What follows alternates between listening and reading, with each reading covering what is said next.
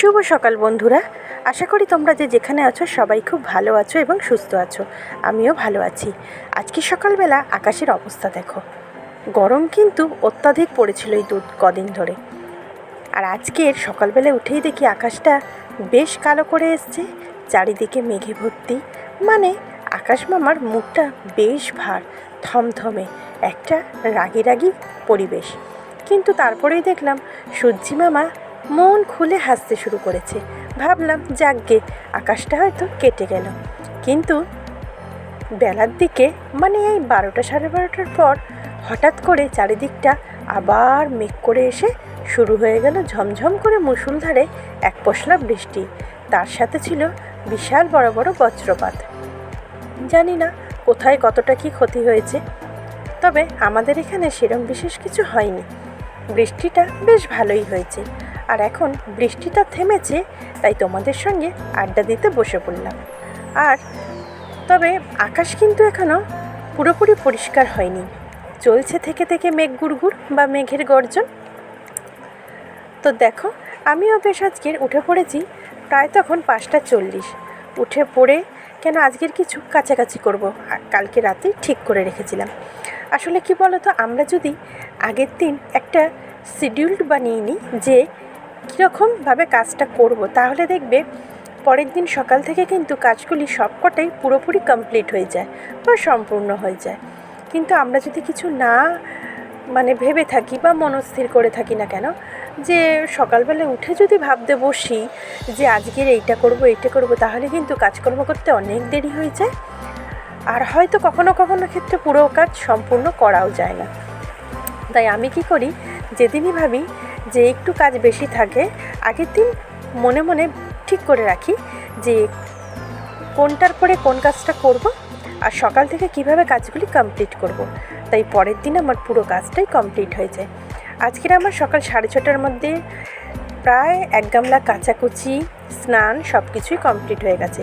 তারপরে স্নান সেরে চা খেয়ে রান্না বসিয়ে দিলাম। ভাতটা হয়ে গেছে। তারপরে করলাম পটল ভাজা, তারপরে করে ফেললাম ঝিঙে আলু পোস্ত, আর এখন করছি পাট শাকের ডাল। ডালটা তো আগেই সিদ্ধ করে নিয়েছি, আর কালো জিরে পেঁয়াজ ফোড়ন দিয়ে পেঁয়াজটা একটু ভাজা ভাজা হতে পাট শাকগুলি দিয়ে দিলাম। পাট শাকগুলি একটু এপিট ওপিট নেড়ে নিয়ে যেই কমে আসলো আর কি, মজে গেল, তারপরে ডালটা ঢেলে ফেললাম। আর যেহেতু শাক দিয়েছি ডালে, তাই একটু মিষ্টি দিতে হয়েছে, না হলে একটু খাড় খাড় লাগে। আর আমাদের ঘরে তরকারিতে একটু মিষ্টি দিতেই হয়, না হলে আমরা কেউই খেতে পারি না। এই কারণে না আমাদের অনেক সময় অনেক জায়গায় গিয়ে ভীষণ অসুবিধা হয় খাওয়া দাওয়াতে। আসলে সবাই তো তরকারিতে মিষ্টি খায় না, সেই কারণে। তবে আগের তুলনায় আমি মিষ্টিটা দেওয়া অনেকটাই কমিয়ে দিয়েছি, তাই এখন অতটাও অসুবিধা হয় না, সব জায়গায় মানিয়ে নেওয়া যেতে পারি। তো দেখো, শাক তো হয়ে গেল, ডালটা, তারপরে আমি হাঁসের ডিমের কারিটা বসিয়ে দিচ্ছি। সেদিন 10টা ডিম এনেছিল, আগের দিনে 4টে করেছিলাম। ছোটো মেয়ের শরীর খারাপ ছিল বলে বলেছিলাম না যে ওকে দেবো না, তো আজকের আর বাকি 6টাই করে ফেললাম। আর আজ থেকে আমাদের মিস্ত্রি দাদারা কাজে লেগে গেছে। তো দেখো, এবার হাঁসের ডিমটা বসিয়ে দিচ্ছি। প্রথমে তো ডিমটা আলুটা ভালো করে ভেজে তুলে রাখলাম, তারপরে ওই মিক্সির মধ্যে পেঁয়াজ রসুন, আদা দিইনি, হাঁসের ডিমে আমি আদা দিই না। পেঁয়াজ রসুন টমেটো কাঁচা লঙ্কা পেস্ট করে নিয়ে সেই পেস্টটা তেলের ওপর দিয়ে দিলাম। তারপরে একটু কাশ্মীরি লঙ্কা, একটু লঙ্কার গুঁড়ো, একটু পরিমাণ মতন লবণ, সামান্য কয়েক দানা মিষ্টি দিয়ে ভালো করে মশলাটাকে আগে ভেজে নিলাম। আমি তো আগের দিনই বলেছিলাম হাঁসের ডিম রান্নাতে একটু মশলা টশলা না হলে ভালো লাগে না। আর জানো তো, কালকে দুপুরবেলায় একটা ঘটনা মতন ঘটেছে, ছোট্ট একটা, সেটাও তোমাদের সঙ্গে শেয়ার করব। আসলে আমি তো রান্না করি, আর আমাদের রান্নাঘরটা টালির চালের, আমাদের এমনি নিজেদের বাড়ি। ওইদিকে তো ঢালাইওয়ালা ঘর হচ্ছে, আর এই পাশের ঘরটা টালির চাল।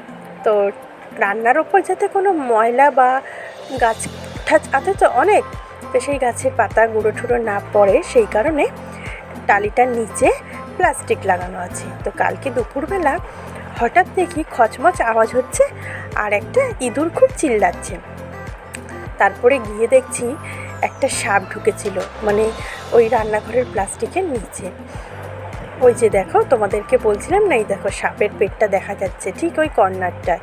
আর ও নড়বেও, দেখতে পাবে, ও চলে যাচ্ছিলো, ইঁদুরটাকে ধরতে এসেছিলো, ইঁদুরটাকে নিয়ে চলে গেছে। ঘটনাটা ছিল এটাই, ওই যে দেখতে পাচ্ছ। তো চলো, আজকের মতো ভিডিওটা এ পর্যন্তই। আশা করি আজকের ভিডিওটা ভালো লাগবে। ভালো লাগলে অবশ্যই চ্যানেলটা সাবস্ক্রাইব করে আমার পাশে থেকো। লাইক, শেয়ার, কমেন্ট করতে ভুলো না। টাটা, আজ তবে রাখি।